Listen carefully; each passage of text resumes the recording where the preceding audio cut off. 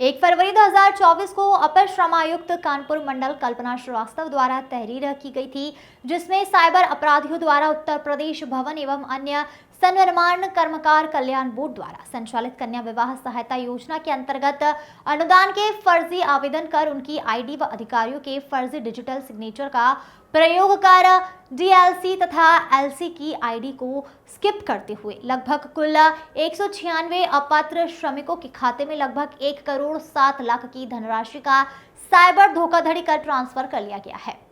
तहरीर के आधार पर साइबर पुलिस ने 4 टीमों का गठन किया, जिसमें पुलिस ने कार्यवाही करते हुए 6 आरोपी उदित मिश्रा, नैन्सी ठाकुर, अंकित मिश्रा, मोहम्मद यासिन, ललित कश्यप, विनय दीक्षित को छत्तीसगढ़ व उत्तर प्रदेश के अलग अलग जिलों से इलेक्ट्रॉनिक डिवाइसेस सहित गिरफ्तार किया। इस पूरी घटना का खुलासा करते हुए डीसीपी क्राइम आशीष श्रीवास्तव ने बताया कि इस घटना का मुख्य आरोपी उदित मिश्रा और उनकी प्रेमिका नैन्सी है, जिनकी दोस्ती काफी गहरी है। कॉटन प्लेटफॉर्म से उदित श्रम विभाग के टेक्निकल सलाहकार के रूप में मदद करता था और ट्रैफिक ऑफिसर का डिजिटल सिग्नेचर से उसके इस फ्रॉड को अंजाम दिया था। पुलिस ने लगभग 64 लाख रुपए की रकम को भी फ्रीज कर लिया है। डीसीपी ने बताया कि इस पूरी घटना में श्रम विभाग की लापरवाही भी सामने आई है, जिससे आरोपियों को घटना को अंजाम देने में सहारा मिला।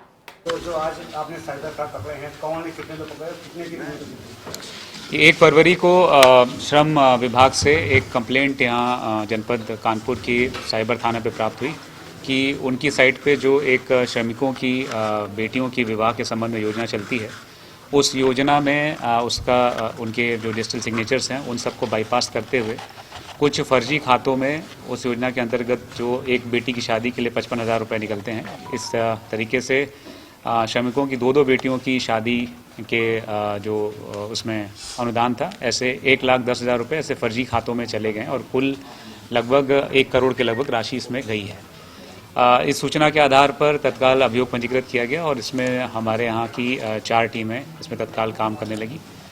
इसमें आज सफलतापूर्वक इस पूरे घटना का अनावरण किया गया है एडीसीपी क्राइम और एसीपी क्राइम के नेतृत्व में।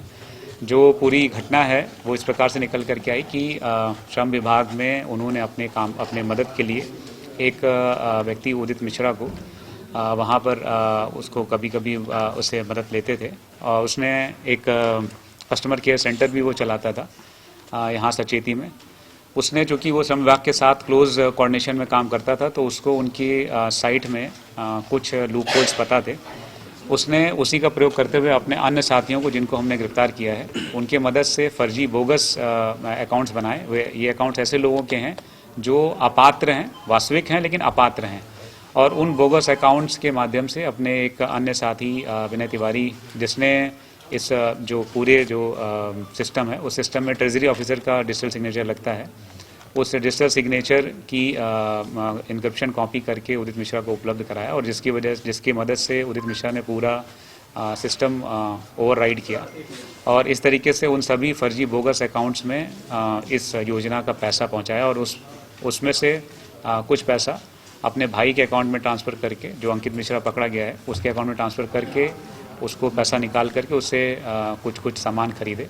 तो इस पूरे घटनाक्रम में आज हम लोगों ने 6 लोगों की गिरफ्तारी की है। ओटीपी 3 जगह जाता है, तो ये ओटीपी कैसे पता चला इन लोगों को, किस तरह से इन लोगों ने ट्रांसफर किया? जैसा मैंने बताया कि श्रम विभाग के क्लोज कोऑर्डिनेशन में जो मुख्य इस पूरे घटना का मुख्य षड्यंत्रकर्ता उदित मिश्रा है और वो श्रम विभाग के साथ में क्लोज कोऑर्डिनेशन में काम कर रहा था। प्राइवेट कर रहा था कि मतलब प्राइवेटली क्योंकि उनको कभी एज कहते हैं टेक्निकल सलाहकार के रूप में उससे मदद ये लोग लेते रहते थे। उसको एक तरीके से डबल एजेंट की तरह काम कर रहा था। श्रम विभाग को लगता था कि उनकी मदद कर रहा है, लेकिन उनके माध्यम से उसने इनकी साइट में जो लूप होल्स थे उसके बारे में जानकारी करी और फिर उसको ये समझ में आया कि जितने भी जो आप जैसा बता रहे हैं कि एएलसी और डीएलसी के जो सिग्नेचर्स हैं और उनकी ओटीपी के माध्यम से ही नॉर्मल प्रोसीजर में कोई भी प्रस्ताव आगे बढ़ता है, लेकिन उसको जानकारी हुई कि ट्रेजरी ऑफिसर का अगर डिजिटल सिग्नेचर है तो आप ये सारी चीज़ें ओवरराइड कर सकते हैं। तो विनय तिवारी जो इसमें दूसरा अभियुक्त पकड़ा गया है,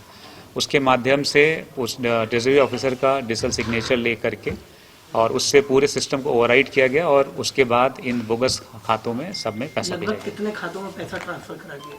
लगभग 195 हाँ, टोटल कितने खातों में कितना पैसा? 196 लोगों के खातों में पैसा गया है और हर एक खाते में मोटा मोटा 1,10,000 रुपए, जो 55,000 दो बेटियों के उसमें गया है। जैसे लीक पोल होती है, क्या किस तरह से इसको पकड़ते हो और कैसे इसको इसमें ट्रांसफर किया है? लीक पोल क्या थी? देखिए, जो भी साइबर फ्रॉड होता है उसमें नॉर्मली दो तरह के ट्रेल्स होते हैं जिसपे हम वर्क करते हैं। एक ट्रेल होता है कि घटना जैसे फ़ोन के माध्यम से या आईपी एड्रेस के माध्यम से कैसे की गई, तो किस तरीके से ओवरराइट किया गया, तो आईपी एड्रेस और फ़ोन्स को हम लोग ट्रेस करते हैं। और दूसरा तरीका होता है फाइनेंशियल ट्रेल, यानी पैसा कहाँ गया और अल्टीमेटली कहाँ निकला।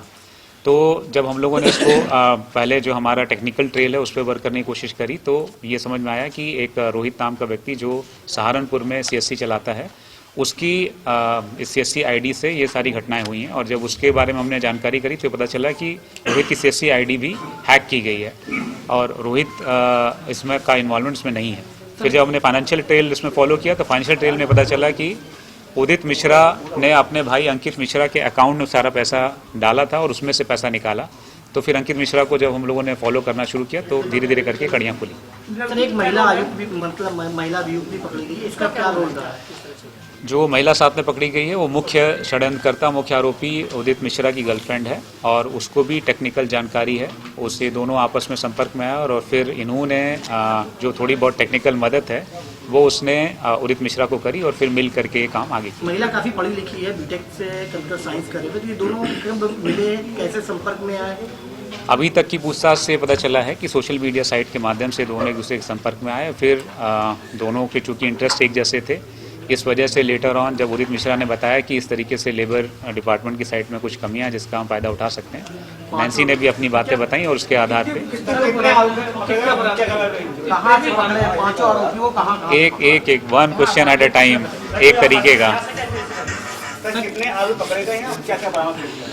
हमने अभी 6 आदमी पकड़े हैं और इनसे हमने करीब 65 लाख रुपया जो ऑलरेडी हम लोगों ने फ्रीज करा दिया था, उसके अलावा लगभग 18 लाख रुपया ऐसा है जो पेमेंट गेटवे में है, वो भी फ्रीज है।